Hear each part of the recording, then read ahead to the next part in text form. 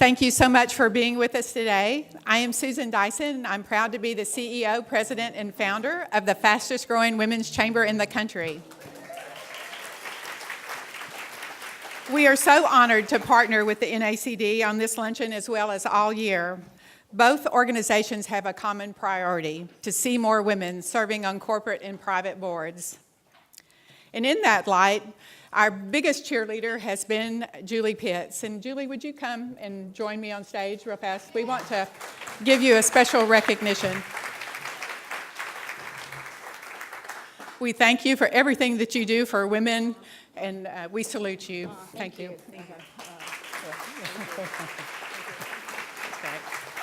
Thank you.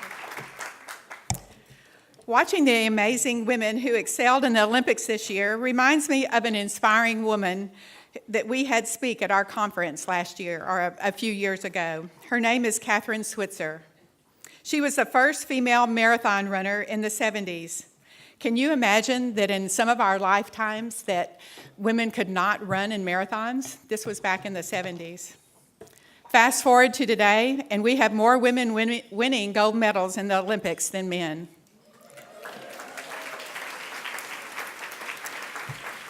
That success should inspire all of us to work together to be each other's coaches, sponsors, and mentors, because together we will experience the same success as the women Olympians, but in the boardroom and in the C-suite.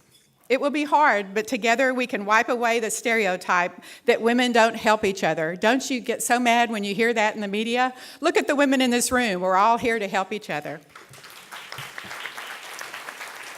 And we can disprove the projection that I recently read that at the rate we're going, it'll take 118 years to reach parity. I don't know about you, but I don't have that much time. Organizations like the NACD and the GHWCC are great platforms for you to be involved with to enhance and develop your skills and make valuable business relationships that will help you on your career path and board placement. We invite you to get involved with both organizations.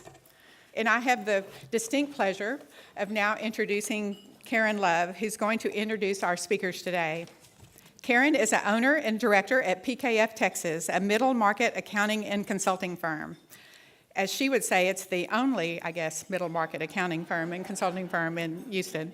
She has received many accolades from the community, including being named the 2016 Breakthrough Woman by the Chamber, a Woman on the Move by the Texas Executive Women, and one of Houston's most influential women. Karen serves on the GHWCC board. She was a past chair and current member of the Executive Women's Partnership at the GHP. She's a member of the Rice Alliance Advisory Board, the International Women's Forum, and she was a GHWCC thought leader and a senior fellow of the ALF Forum Class 35, the best class, yes. But I think the favorite word that I have for her is friend. She's a wonderful friend, and I welcome you up to the stage. Thank you.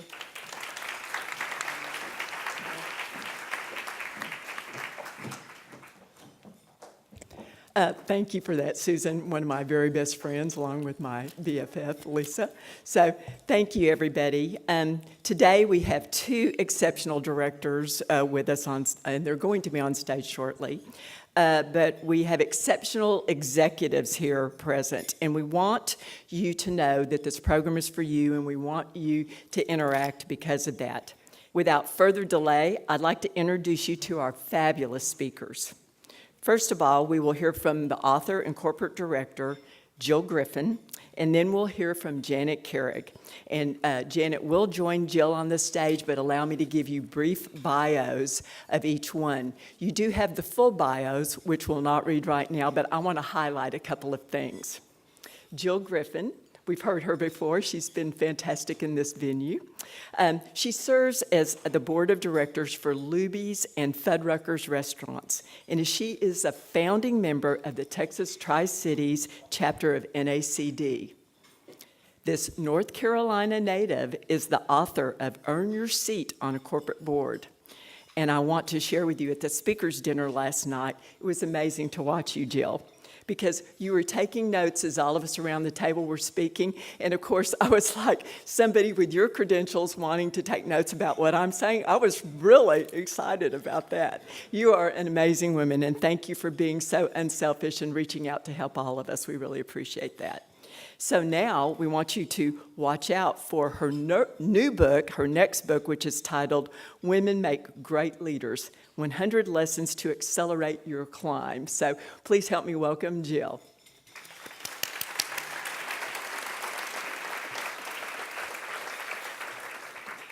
Thank you. Thank you very much. And I'm going to introduce Janet, and then we're going to ask her to come up to join you. Great. Okay. Janet now joins us and is a senior VP of President of Senior Vice President and Legal General Counsel and Corporate Secretary of ConocoPhillips. She serves as a trustee for Columbia Funds and is chairman of the Houston Grand Opera Endowment Board. She also serves on the board of the NACD Texas TriCities chapter. And at the speaker's dinner last night, we were captivated by how Janet had defied the doctor's scoliosis prognosis. She overcame it by kayaking, and she did it with her dog. Now, she said she had two dogs. One was a lighter weight, and the other one was a lab, if I'm not mistaken. So she increased her back muscles through the lab, I think, a little bit more than your Chihuahua dog, without a doubt. So I think that it's even more involved in that, and she has some other personal stories to share. So I'm sure you'll want to visit with her following this event. So please help me welcome our two speakers. Welcome, ladies. Thank you. So today, you are going to be introduced to an authentic North Carolina accent. This accent comes from growing up in a really small town called Marshville, North Carolina. It's right on the border of North and South Carolina. And when I was growing up there in the late 50s and the 60s, Marshville had 1,000 people. Today, Marshville, North Carolina has 1,000 people. Now, the fact that we used asbestos as our growth industry probably had something to do with that. But that little town gave me a great start in life, and I'll talk a little bit about that when Janet and I visit later on stage. But right now, I want to focus on you. I'd like to see the hands of those of you that currently or in the past have served on nonprofit boards. Can I see those hands? Whoa, lots of hands up. Thank you for that. That is a great pathway into a corporate board. Let me see the hands of those of you that have served on private boards. Can I see those hands? Again, lots of hands, great. And how many of you have served or are currently serving on a corporate board? May I see those hands? Terrific. Well, that's what we're going to talk about today, because I know that many of you would love to join another corporate board or be as a first-timer on a corporate board. So I've got 3 tools for you today. At your seats, you have a handout that is a board seat readiness tool. It's in your folder. There are 13 questions. You can take them on this, or you can go online to my website, jillgriffin.net, and take it online. And depending on your answers, you will receive responses based on points that say, maybe a board seat's not right for you right now. Or it may be right, but you want a little bit more time to study the process. Or you may be ready to go right away. And all of that is dependent on your answers. So take a look at the survey. I want to spend time on 2 important actions that are very important. The first one starts with the skill bucket. And are we having slides? Great, thank you. When I went out and did my research for board service, what I discovered was there were two skill buckets, two very different skill buckets. One was the always in demand skill bucket, and you can see that that skill bucket is filled with big picture leadership. Things like if you're a CEO of a public company, or maybe you're a large company, a large division president of a company. Do you have the ability to chair an audit committee? Because that's a really direct way to get on a corporate board. Have you had experience with executive comp, mastery of a public a profit and loss statement? All of these are good leadership, big picture skills. But here's what I found out in my research. Because CEOs of public companies are generally very busy and they are in short supply, what has happened now is corporate boards are looking into the C-suite. Maybe it's chief technology officer, chief operating officer, maybe it's chief marketing officer or chief talent officer. If you hold any of those titles, that's also very in demand in this skill bucket. But I have good news for you. Even if you don't have a C in your title, if you are in executive leadership in your company, once again, reporting to the CEO, that's also a very good place to be. Now, let me walk you over into subject matter expertise. And this is where I fit in. My area of expertise is customer loyalty. And I'll talk a little bit later about how that got me on a public company board. But what we're seeing today in this subject matter expertise are some of these skills. Digital technology. I was at an NACD event last week in Laguna Beach, and I met a gentleman named Mark Rosen, and he is the chief executive of digital commerce for Levi Strauss, and he had just taken a board seat on Arby's. So digital technology is very much in demand in the marketplace. International market entry.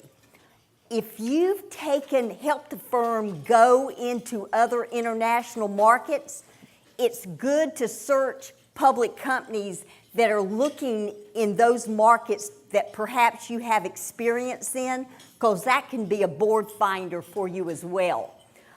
Employee engagement. Libby Sartain, that led Southwest Airlines for so many years, she has taken that talent management branding and gone into, she's now on AARP, several other boards. And another trend that's emerging is political navigation. So many companies have so much government oversight on them that if you've got strategies and a lot of experience in the government sector, that can also get you a seat. So those are two skill buckets to think about, and you'll probably be in one or the other, but in writing my book, I did find people that had check marks in both skill sets. The next decision or action two that I want you to see, you've got 4 decisions to make. And these are all outlined in my book, but I want to talk a little bit about them briefly. Number 1, your skill bucket, what we just talked about. From that skill bucket, think from the board's point of view, what are your most competitive skill sets? And those are the skills that you're going to want to highlight on your resume, your bio, and your elevator speech. Number 3, pinpoint the industries that you serve best. And I like to talk about your career experience. And in that case, Lori Gobelot, that's here tonight, yesterday, Lori, raise your hand so people can see where you are. There she is in the front table. I interviewed Lori when I was writing my book, and Lori was at Continental Airlines, and she went and interviewed with the Bistro Group while she was there, which was a helicopter company, passed on that opportunity, stayed at Continental, and helped them navigate that huge acquisition between Continental and United. But she stayed in that CEO's mind, and when he was looking for a board member, he came calling. And so Lori got the board seat at the Bistro Group. And that's an example of career experiencing going into an adjacent industry. Another woman that I interviewed, Melanie Barstead, was with Johnson & Johnson. And she saw a posting on a website from a recruiter that was seeking a female CEO for a board seat. And Melanie contacted that recruiter. The recruiter was reluctant, thinking she wasn't a good fit because she wasn't a CEO, but she had served on a member of management boards within J&J. What turned out was the seat was a family-owned business called Cintas, which is a uniform company. You may have seen their trucks around town. Anyway, they were looking for someone to help them grow the family-owned company. Well, J&J was a family-owned company, and when Melanie joined them, they were growing. Melanie had healthcare experience that was exactly what Cintas was looking for because they wanted to grow their uniform company in that sphere. So she got that board seat. And her lesson to me was, sometimes a board doesn't know and a recruiter doesn't know exactly what they're looking for until they see the candidate. So I think that's a good lesson for us all. The last decision that you need to make is what size company would prize you. Now, we look at companies in the public sphere in regard to cap size, and that's really the outstanding shares times the share price. That's how you figure cap size. Now, typically large caps are looking for very public figures. People like Sheryl Sandberg, CEO of Facebook, serves on a large cap board. For us regular folks, we need to go a little bit lower, okay? And I serve Luby's is a micro cap board, about 300 million. It's been a great experience for me. And what I can tell you is that 50% of exchanged listed companies, that would be, New York Stock Exchange, whatever, have market caps less than 300 million, and almost 35% are smaller than 100 million. So you've got a lot of opportunity from my experience in this space. So serving on a corporate board is a great experience. And what really motivated me to write my book was I took a look in the marketplace at books about boards. And there were a lot of books about what you do once you get on a board, but I couldn't find anything that really was a well-crafted book on the steps you go through every step of the way to get on a corporate board. So that was the impetus for me writing the book, and it's been a fabulous experience. So thank you, and we're now going to welcome Janet to the stage, and we're going to talk to each other, and you're going to listen and ask questions. So we're going to get up front and personal now. Okay, I love stories about childhood because I think it so shows where we start. And so my first question for Janet is, tell us about your childhood and path through high school. Because I know you were probably a wild woman in high school, Janet. Wilder than you suspect.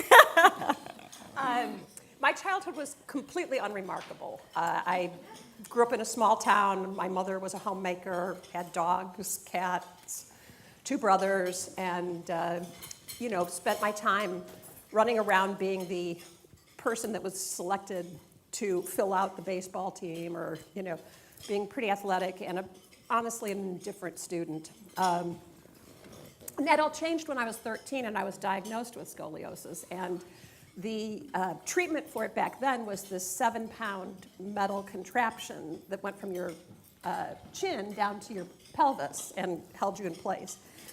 So I learned the joy of studying because there was really nothing else to do. So I studied hard through high school. Just goes to show how you turn a lemon into a lemonade. I love that. Did you get your first glimpse that you had leadership qualities? So my first glimpse, I think, was I ran for student council president when I was in high school, I guess junior year to serve senior year. And I was the first woman student council president in the history of the school. Wow.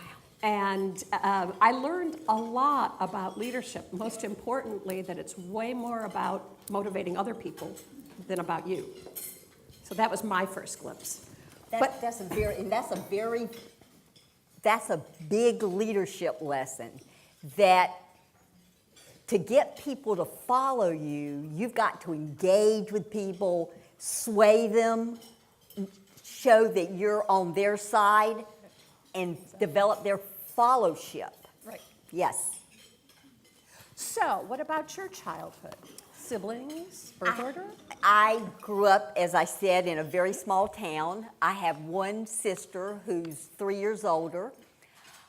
I lost my dad when I was 15.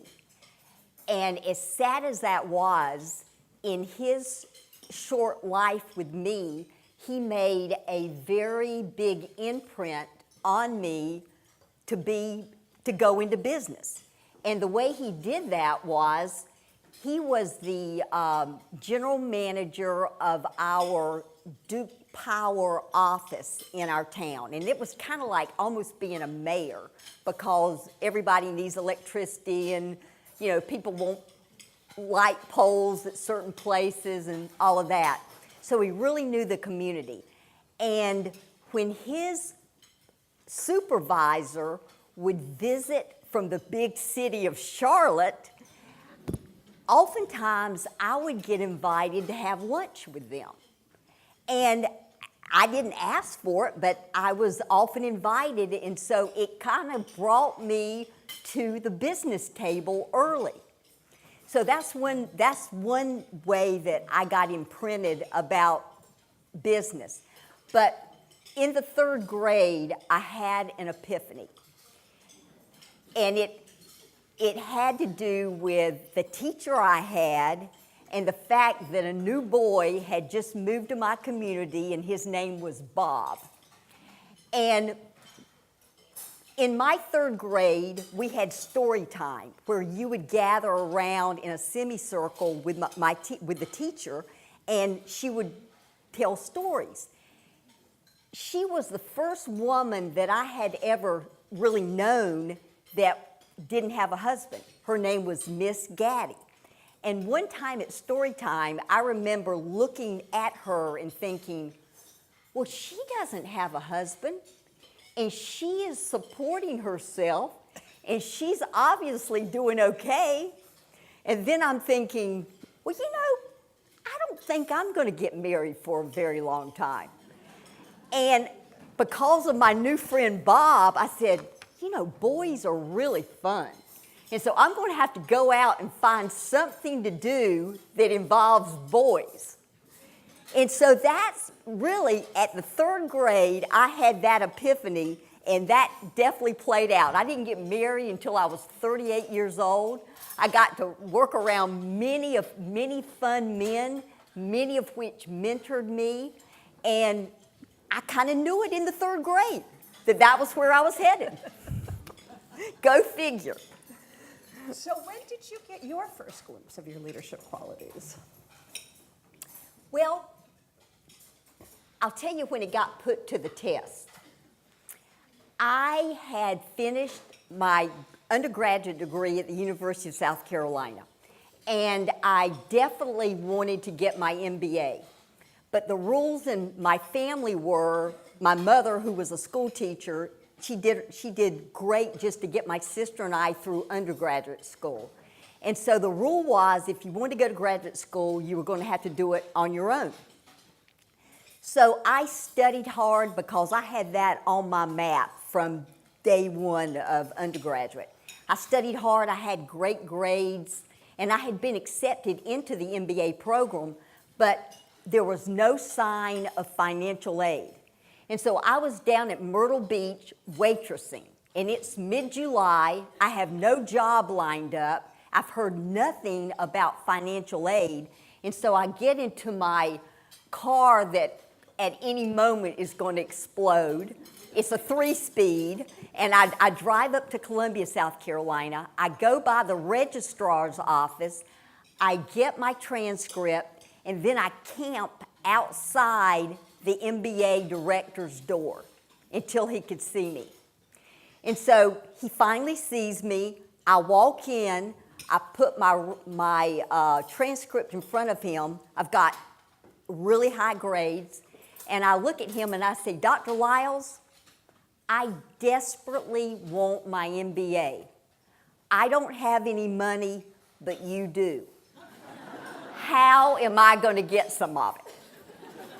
And he awarded me a 1-semester assistantship on the spot. Now, he was like, his body language was like this. I mean, it was kind of like I kind of beat him down to say, I need some money. But that was my first big lesson that you've got to lead yourself first. And you've got to stand up, you've got to raise your hand, and you've got to ask for what you need. When I got out of graduate school, I joined R.J. Reynolds Tobacco Company. Now, I know that that's probably not the most prestigious industry to say that you belonged in, but at my time, and that was like 1979, we still had pride in tobacco in North Carolina. My grandparents were tobacco farmers, and so it was by far the best opportunity I had. So I got into their brand management track, and almost all the brand managers at that time were men. There was one exception, and I ultimately reported to her as well, but on the big brands, they were all men. And they really nurtured me.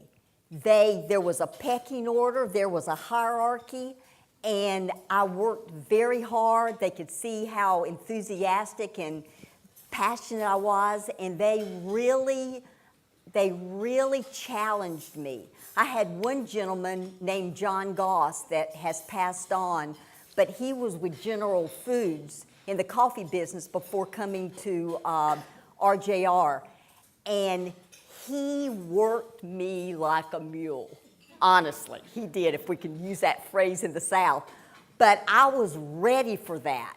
And he kind of had this vision of, you had a baseline of responsibility as a assistant brand manager, but then he was going to pile a lot of extra duties on that. And that's when I learned how to start presenting in front of management and that kind of thing. So those were very hard work years, but they paid off. And I think you make such an important point about mentoring, because I think true mentors demand a lot from their friends, because they know they can give a lot. They have great faith in them. And I think true mentors don't make the way easy for you. They make you capable of taking the hard path. And tell me about your mentors, Janet. Well, I had one in particular that stands out. I started at a small boutique law firm in New York called Wachtell Lipton. And I had an office down the hallway from Marty Lipton, and I, being a Midwesterner, got to the office early, like around 8 in the morning or something, as did he. And one day he was running around looking for somebody to do a little research project, and there I was. And so he gave it to me, and I did it.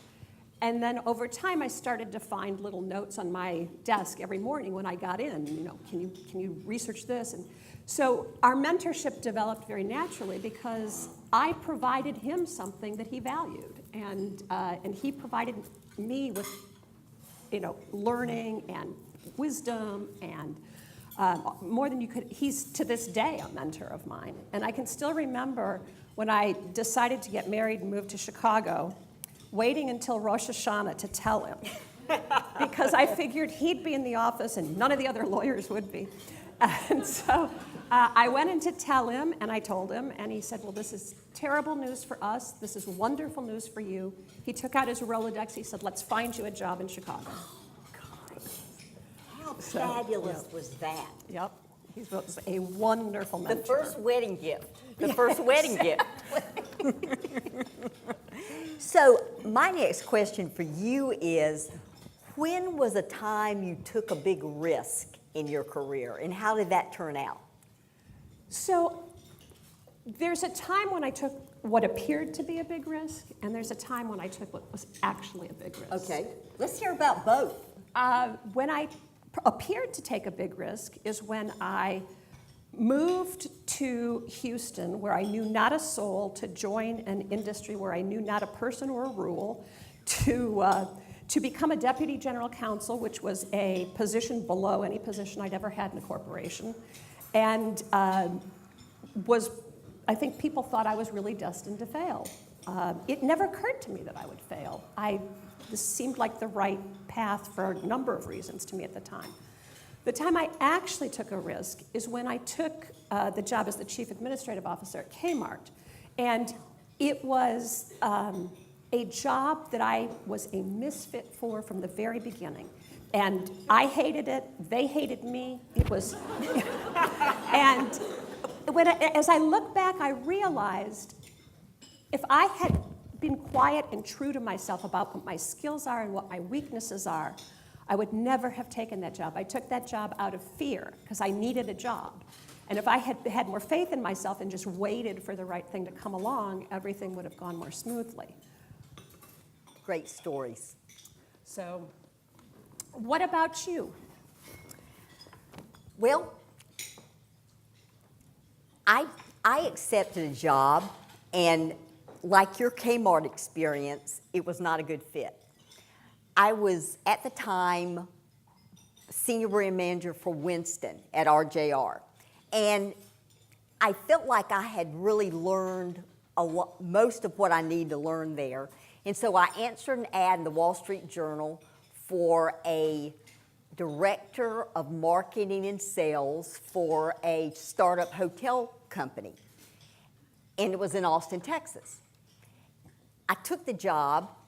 I stayed about 2 years, but within 6 months, I knew it wasn't a good fit for many reasons. During those 2 years, really, I hung in because I'm not a quitter, and I experienced a very deep burnout.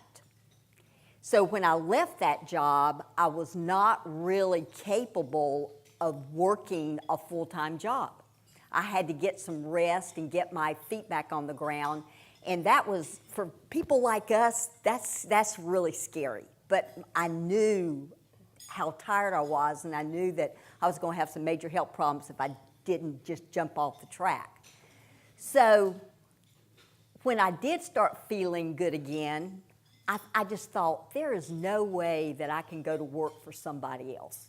So I did the risky thing, and I started a small boutique firm consulting on what became customer loyalty. I joined the marketing faculty at UT and lectured on a part-time basis to keep some cash flow coming in.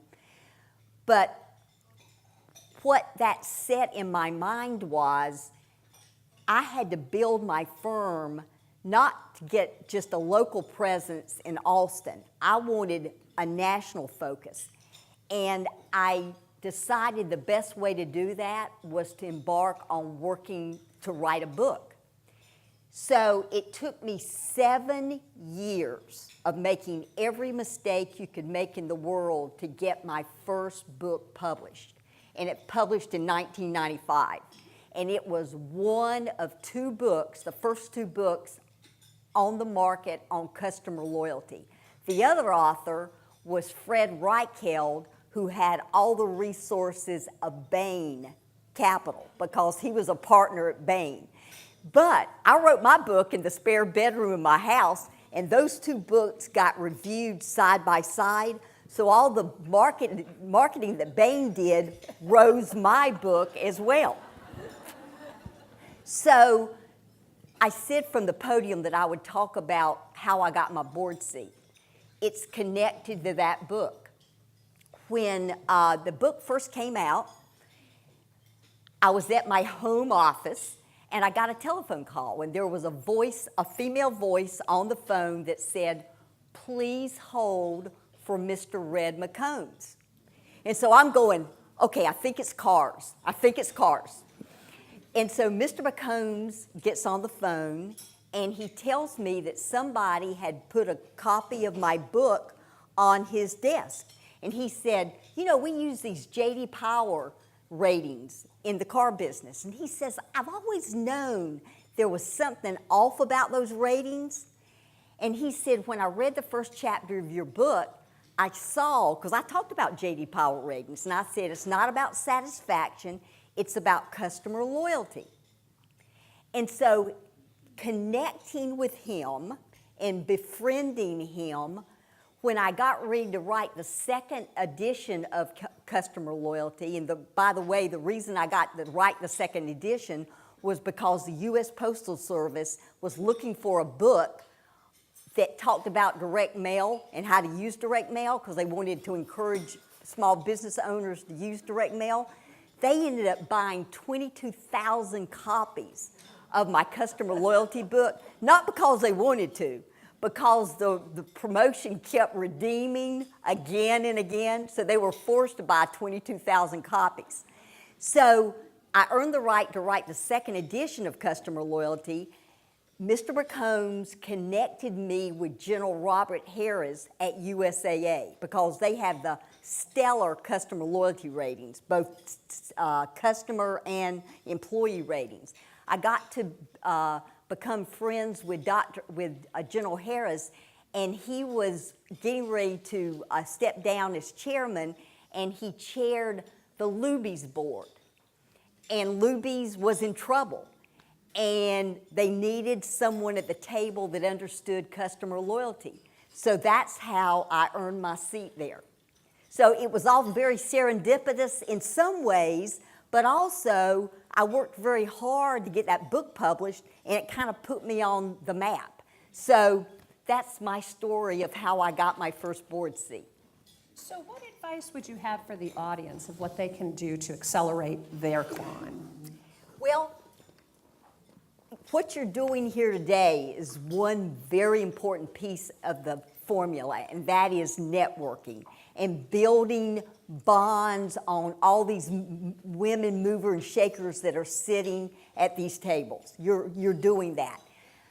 I also love the men that are in our audience today because by virtue of them being here, they are men that champion women. Get to know them. Get to know them because they honor us by being here today. So that would be one piece of advice. Men tend to build wider networks.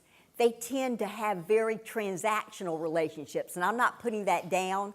I think we as women can learn from that. We as women want deep relationships, and we all have best friends, and we need to have best friends, but we need to also have wider networks of women and men that aren't close friends that can help us. So that's a very big piece of the puzzle. What advice would you offer? That question's not on my list. I didn't prepare. Well, it's going to be. It is. I would say that it's important to have a broad network and to have your network be authentic, right? I mean, I think it's about caring about a lot of people in a lot of different places. And when I hear networking, I think of, oh, I have to go to a cocktail party and stand in a corner with a bad glass of wine and go introduce myself to people, and I hate that. You know, true networking, I think, is just when you meet people, being interested in them, what they do, keeping their card, keeping them in mind, you know, and much like the story of your climb, just being open and available to what the world puts in front of you. And I would add to what Jan just said that, you know, in the world you hear the phrase tit for tat. Well, when it comes to networking, tit for tat is bad form. You need to give and then give again and give again. Not with thinking, what can that person do for me, but how can I be helpful to the person standing in front of me? Because it will come back. It will come back. And it will come through. Yes. So we are going to have roundtable discussions, as you heard at the beginning, and we've got facilitators at each table. And the plan is then that just a little before 1 o'clock, we'll come back and sort of wrap up. So we'll leave you to your discussions. That's great. Thank you so much, everyone. I hope you've enjoyed your roundtable discussion. I know our table had some great nuggets of inspiration to take away. I wanted to just call our speakers back up to the table so you can get moving on to your next meetings, but and just let them give maybe, Jill and Janet, can you give 1 or 2, 3 key takeaways that you'd like everybody to walk away with, if nothing else? And I encourage you to write these down. Takeaway is, especially if you're interested in board membership, it comes from what Jill said, but it's kind of a precursor to taking your board readiness inventory. And that is, sit down and make a list, and make it a really honest list. Not modest, not afraid, a really honest list of what you're really good at and what you're less good at. And own that, because once you do, you'll end up in positions that are a good fit for you. My takeaway is take a risk. See something that needs to be done and raise your hand to do it. One of the examples that I interviewed Becky Blaylock, who for many years was Chief Technology Officer for Southern Companies.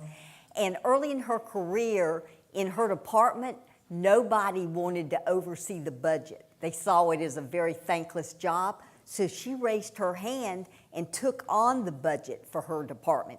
And she said that she learned so much about how people sandbag on line items and that kind of thing. And when she became department head and had to help oversee the budget, she knew all the tricks. And it really helped her. So find something that needs to be done and step up and do it. Oops, I think this, here we go. And thank you. Can we just give our speakers a hand? Thank you.